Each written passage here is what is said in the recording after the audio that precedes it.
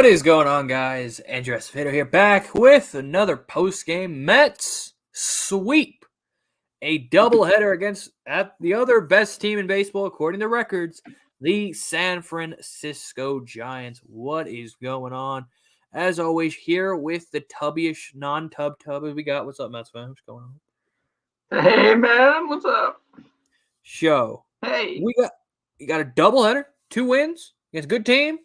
But there was a negative. There was a negative, but a lot of positives. So we'll start with game 1, talk about that. Then we'll go to game 2, which we almost saw a little history, but of course couldn't get that. So let us start game 1. Tyler, I am Jacob DeGrom McGill on the mound. Everyone is feeling excited. Everybody's all, bricked up about, Tyler McGill and how he's pitched. And he got Babbithed. Legit the shift. The Mets love shifting, and legit the Giants were like, all right, let's swing first pitch, and let's just hit some holes, hit a hole, hit and run, and 4 runs are put on the board. Tyler McGill didn't look terrible, but obviously some Babbitth luck and just, hey, stop shifting. Ban the shift 2022. Screwed over Tyler McGill, 4 runs. All his Sierra was still good. How do you feel about Tyler? I don't know if his Sierra was good or not, but he looked good after he surrendered the 4 runs. He recovered from it fine. I mean, the fastball velocity obviously took a big dip. It was cold outside. I mean, it happens, whatever. But he recovered from it. He didn't melt down like, Steven Matz would or whatever. I mean, as the outing went on, I mean, his velo did go up, but he's fine. I mean, they got the win. That's all that matters. Team just needs to win. And that's it. I'm not here for a stat line. I'm here for the win. That's what I'm here for. So at the end of the day, listen, the statistics are just the luxury. We're here to get the victory at the end of the day, and they got 2 of them. So that was the first one, and then go on to the second one. I'll transition you. There you go. So, yeah, there you go. As Mr. Tyler McGill's final line, 6 innings, 7 hits, 4 runs, 4 earned, 2 walks, 4 strikeouts, and a home run to Jock Peterson that opened up the rally for the Giants. Also, 4 shutout innings from the bullpen in total. 6 total shutout innings out of the Mets bullpen. Joely Rodriguez coming in. There you go. He's hitting the buttons. Joely Rodriguez inning struck out 1. Seth Lugo is Seth Lugo. 2 hits, 1 strikeout, didn't give up a run. And then Edwin Diaz came in the 9th, walked the first batter, and then got the next 3 guys out. And Adam Ottavino got in and out of trouble with the bullshit runner on second rule. Did not allow a run. We'll go to the Mets offense, which obviously the Giants got the 4 runs, 4 runs in the top of the second and the third. Jeff McNeil double in a ball down the line with a little rally with a drag bunt from Travis Jankowski. James McCann got a double, so that was nice to see. Gotta love McChicken getting on the board with a hit off the bag. And then Jeff McNeil pulled one down the line. Pulled an RBI 2-run double. And then Francisco Lindor had part of his big day. RBI single to tie it at 4. And then they were deadlocked a la the bullpens were just battling out who had the better bullpen. Obviously, both teams. Pitching is a premium for both of these teams. And just continue to throw up zeros. Adam Ottavino gets out of the top of the 10th, not giving up a run. And then, obviously, we go to the bottom of the 9th. We'll talk about Buck Showalter and the what happened in the 10th inning with Nimmo and Jankowski and the bunting situation in a second. But Lindor pumps up in the 10th, RBI single, and the Mets win game 1. How impressed are you to scale 1 to 10 with these entire team performances? Oh, the old man probably getting ready. Surprised he's not asleep yet, but good. April baseball, I don't care. It's April baseball, yes. It is a good team.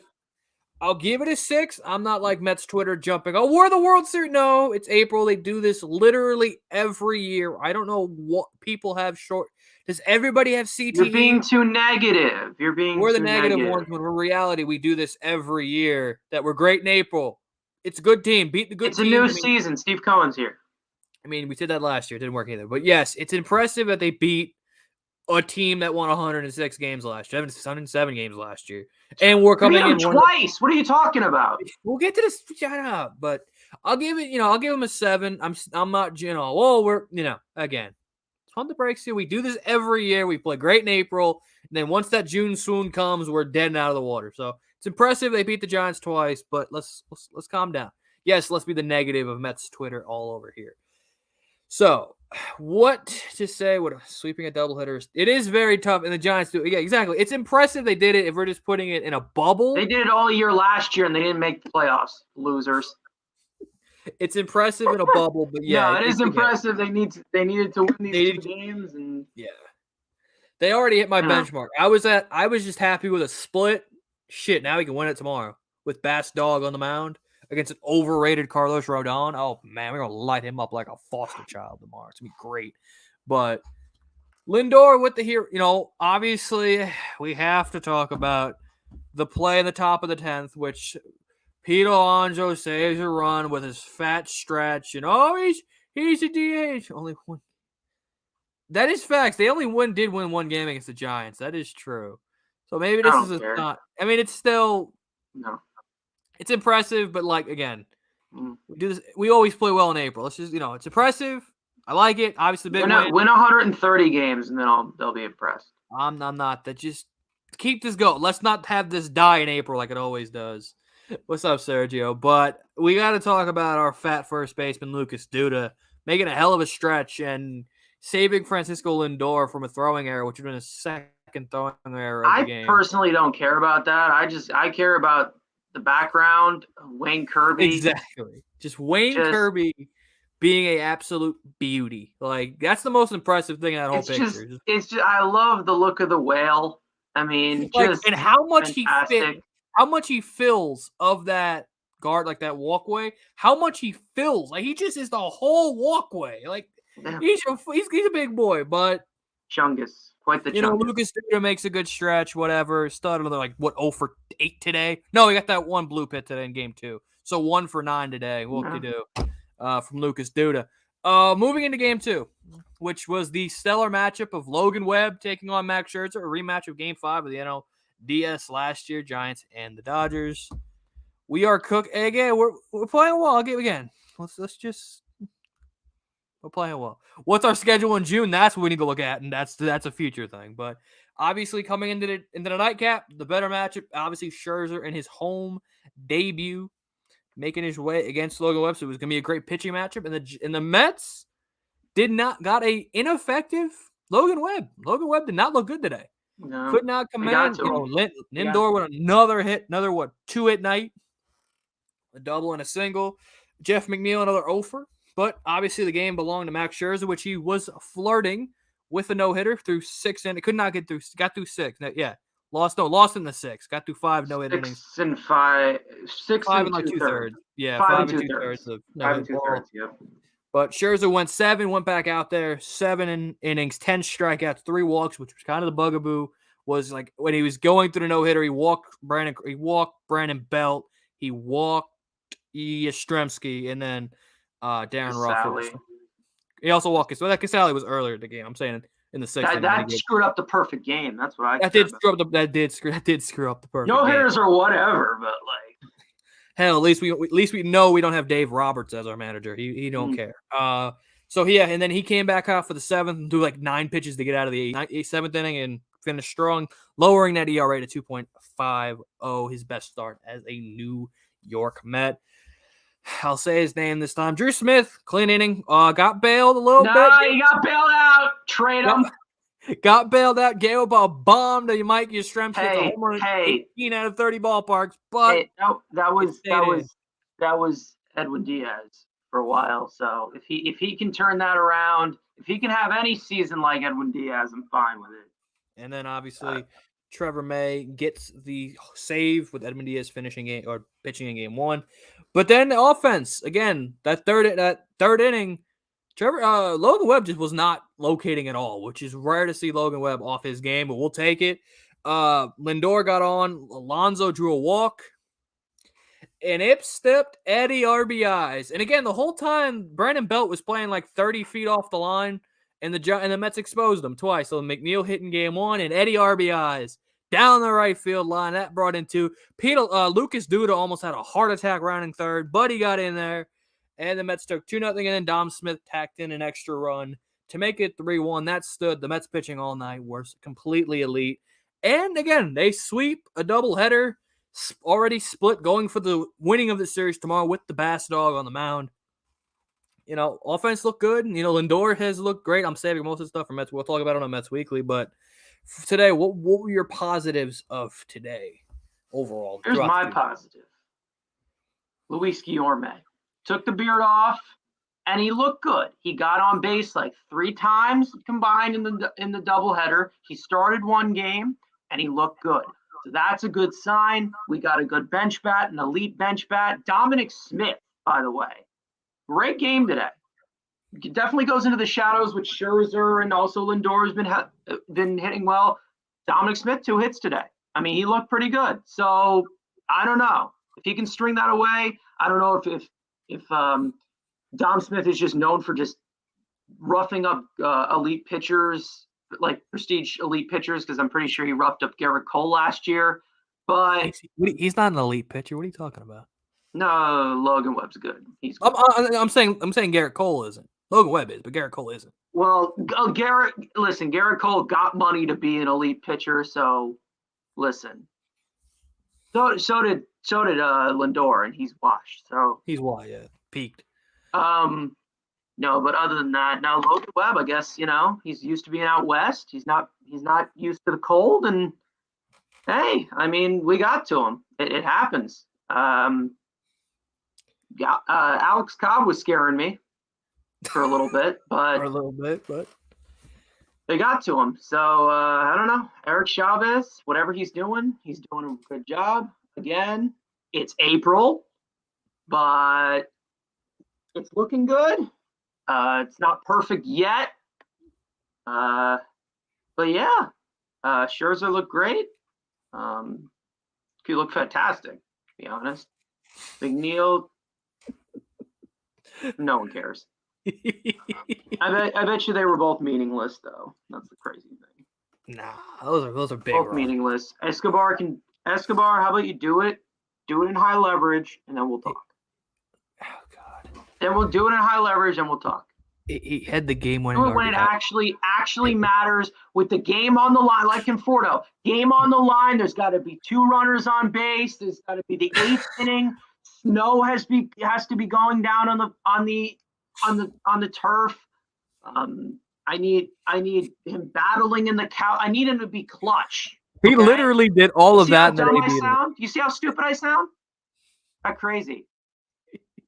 He literally did everything you just said in that game tonight. It literally had said everything you just said happened in that AB for the 2-run. No, it didn't. No, it didn't. Battling in the AB, 2 men on, snow falling. There was no snow falling, so it doesn't matter. Hey, it was snowing in Binghamton, so it counts to New York. But all right, let's see if I remember anything else. I guess we could nitpick a little bit because I love nitpicking. Hey, why don't you stop typing behind the screen and get your ass in here then? Keep it going. Come on in here. You want to fight me? Let's go. Bro, he's too late for this for me. Bro, he's about to curl up with a donut and go to sleep, man. He got to work tomorrow. You know, you old man. He's gonna be curl up and go take a nice little night. But you want to talk shit, man? Ugh. Take you out. But again, a lot of people were bitching about the Mets bullpen, and me and you both said on Mets Weekly, well, Ottavino or Sonny Foley sucks. He won't be here in a couple weeks, and Joely was mid, but he does have a high stuff grade if you didn't know. So does Drew Smith. But look, 6 shutout innings against a good offensive team. Not like it's the Phillies or the Nationals. One of the better offensive teams, and look what happened. Bunch of goose eggs. So no, I think you just need a little time for the most inconsistent you just need a little time for the most inconsistent position in the game to get revved up. And that's what you're probably seeing with this Mets bullpen. I don't tell you, you have short spring training, it happens. I don't have much worries about the Mets bullpen. I want them to add a little bit more. I think Jake Reed is the guy. Oh, now he's here. Now he's here. You actually bullied him on to come on. Get in here. Oh, he can load. I heard a whatever call loads out. in here. call. Come on up here. Let's go. Anyways. Matt, Oh, no, Jake Reed's going to help the Pen when he comes Jake back. Reed. So it's going to be fantastic. Frank's But, who was the who's the other guy we need back in the Pen? Get me Jose Budo in the Pen. That would be nice. Would be nice. What's his name? Oh, no one. It's just Reed. Is it just Jake Reed? Yeah, it's just Jake Reed. May we got back. May's back. May's back. So yeah, I think it's just Jake Reed from like who can potentially be in here. I mean, like again, unless you're calling like a Budo or someone like Calvin Ziegler's years away, about a year or two away. You know, Ziegler. Okay. There we go. There we go. I think it works now. I think it works. So. No, I got called out. I had to get out of bed and get on this. I'm like, dude, let the man go to sleep. He's got work tomorrow. Don't call this man out. We want blood today. Scherzer was on the mound, man. The adrenaline's pumping. Okay, we want blood today. So you obviously saying in the chat how impressed you were. Go on. I think he was going to throw a no-hitter, but it was getting interesting. Well, you text us. You were the one saying, today's Max seems like he's got something today. And I'm like, maybe. It'd be a good time to do it. But and this was his best start yet. I mean, I have the three. Course, so yeah. I just had a feeling he was going to have his best start yet. Oh, okay. I thought you were implying what he was going to be like. No, I think he went talking about Silo McGill. I think Frank put a bet in on DraftKings. The man said, "This man's pitching a perfect game," and he put a big number down. So you say how since you were how impressed are you in this 2-game sweep of the Giants, Frank? Did you make it again? Yeah, it's April. I'm not going to say right, that, it is but April, it is yeah, I know. But I just think just today alone, I think the fact that for example, Lindor played in both games and played well in both games. I mean, you would have been happy if Francisco Lindor played good in one game in April last year. So to get him to do it twice in the same day. And again, you just see the difference between the way the team is managed this year compared to previous regimes. I don't know how much if you guys really talk about how aggressive this team is. And we saw it again today. When they sent Pete Alonso and Escobar's hit, I had flashbacks of opening day when that dummy tripped over third base and he couldn't score for Escobar. But I mean, Joey Cora is not playing around. That's a true Puerto Rican over there at third base. He's sending everybody. So I mean, I ain't gonna knock it. We did, and we know this team needed a jolt of life. I don't know if you guys touched on Marte and Lindor having stolen bases in game one. And I think they could have got some more. I think you guys send Jankowski when he gets on base. I think there are some other instances where you could send Lindor, especially if he is going to bat in front of Marte, who's so ground ball heavy. I think anytime you're in that kind of scenario, you got to send those runs to prevent those double plays, make things more interesting for the defense. It's a risk-taking thing. That's literally what it is. It's a risk-taking thing. And at the end of this, how much the Mets have played this conservative ball pretty much since, I don't know, the 08 team, the 09 team, as much conservative ball as the Mets have played. If you got legs, use them at this point. That's literally what you're saying, and that's what they're doing. Yeah, and Joey Cora they haven't is had my a hero. real threat since Jose Reyes. No, the first Jose Reyes they had was the last real threat they had. And I just think – yeah, and I just think that Joey Bart, he was having a tough time back there in game one. I mean, every pitch in the dirt, he was hanging on for dear life. So I just feel like you could take advantage of that, put on even more pressure on him by sending the runners. So, I mean, it's just something to consider. And Sonny Marte has been a guy who, not only does he steal bases, but he's been so efficient with it these past couple of years. So I think, you know what, Von Melvin really just cut him loose that last stretch of the season. So if the Mets want to do it, I'm not against it. You do put yourself at risk for injury, and we know Sonny Marte, we got to keep that guy as healthy as possible because he already had that oblique in spring training. He's older, 4-year contract, things like that. So you got to be careful with him. But, I mean, I don't know. And I still just – the Mets won the first game in spite of the just absolute puzzling thing that happened with Nimmo and Jankowski. And I just found it really interesting that when they asked Buck about it, he said – oh, no, Jankowski's been as good as anybody offensively. I was like, he has, but not really. Has he earned that yet? He's got has he earned that trust like Jankowski hits over Nimmo? Yeah, that's not like, enough, I don't know. is it? Again, I thought that Nimmo wasn't available. I thought he wasn't available, Yeah, I thought he was gonna be in eligible too. for game 2. Like Yeah, that was what it was. He was going to start Buck game 2. confirmed he was. Yeah, and I'm like, what the hell is he doing? And but I then think that I realized. Then I realized that he was going to have Nimmo replace Jankowski as the base runner. That's why he was doing that. But wouldn't you just want to win the game there and have Nimmo up there? Like, I don't know. Yeah, I mean, you could go either way, and I think that one thing to consider, like going forward, is Nimmo is an expiring free agent at the end of the year. You think you're someone you're going to give him at least $100 million? No, so I don't think you're going to pay a guy $100 million to keep him on the bench in favor of Travis Jankowski, who just got here and is like on the fringe of being a major league player. So I think it's something to consider. It's like you're going to pay the money for Nimmo. You finally have Nimmo. You use Nimmo, you know what I mean? So, and it got dicey in that 10th inning. I mean, we saw Pete Alonso Mace's great catch. It got really close. So, like you said, Cars, had they could have just won it, saved you that headache, it would have made a pretty big difference. Yeah. So, I mean, that was just, again, they won the game in spite of that. But I'll tell you what, if they did it, I think the tune would be, even if they won the second game, I think the tune would have been a little different following that game 1 where people really pressing Buck, like, hey, why did you do this? It's something completely off note. Who was the 29th man in the game? Like, did we ever figure out who the 29th man was for the doubleheader? Yohan Lopez. They tweeted it. It was Yohan Lopez. Okay. I didn't need obviously more than you. I was just like, who the hell was the 29th man? You gotta love the Mets' depth. and I'll give you one more interesting thing, because we talked so much in the first week about everybody must play, or no matter what the situation is. We haven't seen Sharif Foley in a few days. And these have been some pretty dicey, close games. So it's actually good. So I'm glad that Buck is kind of coming to his senses a little bit. Like, not necessarily everybody plays all the time. Like, you really got to, like I always say, pick the best spots to get the most out of the players.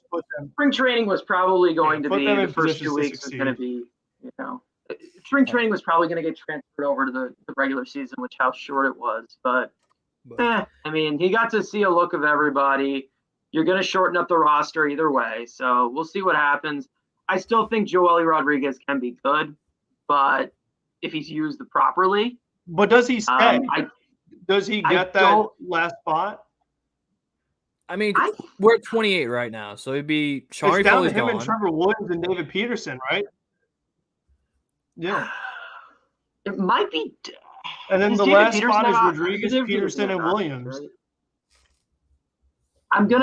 It might be, it's probably going to be Sean Reed Foley. Yeah, and then, because he's out of options, he's probably going to go. And then, they got to carry it. They can only be 13 and 13 pitchers, right? 13 positions. I would love for it to be Cano. Again, we'll see how this next. I mean, yeah, it's really nobody. Cano can drop dead. But maybe it might have to be a David P. Yeah, it's gonna have to be. Maybe they traded Miguel Castro for the guy. They traded assets to get him. Whether you like Miguel Castro or not, the kid's got talent and he's got value. So, and he had so I don't know. We'll see what they do. Again, that's what these next week and a half, 2 weeks are going to be. He's a lefty. That does give him an advantage. Yeah. So, and even with Shreve in the, I don't want to see Jankowski go because again, it's like, I mean, because JD hasn't played the outfield at all, and I think Don played maybe one game in the outfield, right? One. Yeah. One game, I think. One against the. So you would have no other outfielders. If Jankowski goes down, you wouldn't really have any other outfielders. That's the problem. If Jankowski goes, there's no excuse to not have Nick Plummer up here. So. I'm not having Dom as the fourth outfielder. That's not going to happen. You know what's kind of can't happen. I think still one of the more interesting guys that doesn't fit in is like JD Davis. Like they're giving him spots here and there, but I still think that once Canna comes back, with as much as Cano is playing, I still think Dom is ahead of JD. And JD, like we say, is not a defensive replacement. He's not a speed replacement. I mean, would you rather have Joey Rodriguez or JD Davis? I think that's a more, compelling question from Mets Weekly. Who has more value? Yeah. Yeah, that's something you can add. Probably who's gonna go alongside if you're guaranteeing Sean Reed fully, but like my thing is JD Davis is holding Mark Vientos' spot. I have said that a bunch of people have said that he's holding his spot, and this isn't going to happen until they give up on Cano, which obviously that has to happen first. Cano being given up on finally by hopefully mid-May, then Vientos can come in. But he is holding Vientos' spot. I think both of them can go. I think JD and Dom both could go because you look at the bench. Jankowski's got to play here. He's the fourth outfield. Like you said, there is no other outfield depth on this team. And you could bring up Plum Dog or Lee or Lee's. Same with Guillorme. Like Guillorme is the backup shortstop. He's the backup third baseman ahead of JD. So you might. I mean, what are you gonna do? You have too many guys that don't fit in right now. It'd be nice to have a Jonathan. That's why the Cano, JD, Dom. It's just like. I wanted to get Jose Iglesias. At least we are like kind of play the field. At least wanted to get Jose Iglesias for that bench, but it would have been all right. But I mean, he got a starting job in Colorado. The Mets were not going to let him start. So I think anyone gets a starting job. I think I get a starting job in Colorado. Actually, facts. To be honest, I threw out somebody's going to get the watch somebody get DFA. Other things, what you got? What you got? Yeah, like Keith Hembree, and then like, oh my God, we need him. We need a good stuff. But I was just saying, one other thing that people are not talking about is, I was going to say, people are kind of taking for granted that Escobar makes every single routine play that's hit to him at third base. We cannot say the same thing with Jonathan VR and JD Davis. I think people forget that those were our third basemen for the last 3 years. And you actually got a guy in there who you hit the ball to him. He's going to make the play. He's not going to double clutch. He's not going to throw it to the freaking crowd. Like, you actually have a quality third baseman there. And he may not have great range, but he has he doesn't have range. He gets to everything, and he makes accurate throws. He doesn't have range, and it does scare me that he doesn't have range because of how much they fucking shift. But no, I mean he makes the routine plays. He's a ball player. That's Lindor's job. He's 99th percentile, no OAA. Not this year. Line, let Lindor take it. Looks like shit defensively this year. Horrible. I just can't wait for when Eduardo Escobar becomes the utility guy that he's supposed to be, and Brett Beatty's playing third base. Can't wait. It's gonna be great. Or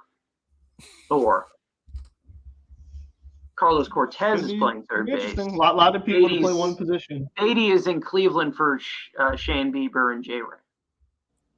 Well, then why the hell is Carlos Cortez playing third base if we're getting J-Ram? Oh, second base, excuse me, because Jeff McNeil would go with there. Jeff McNeil would get okay, makes sense. But anything else? I mean, we could bitch about the bunting because I had a big problem with Buck bunting in the ninth inning. I just send the best hitters up. Stop with this bunting. I know it's going out. I like it. Cool move, but I like it.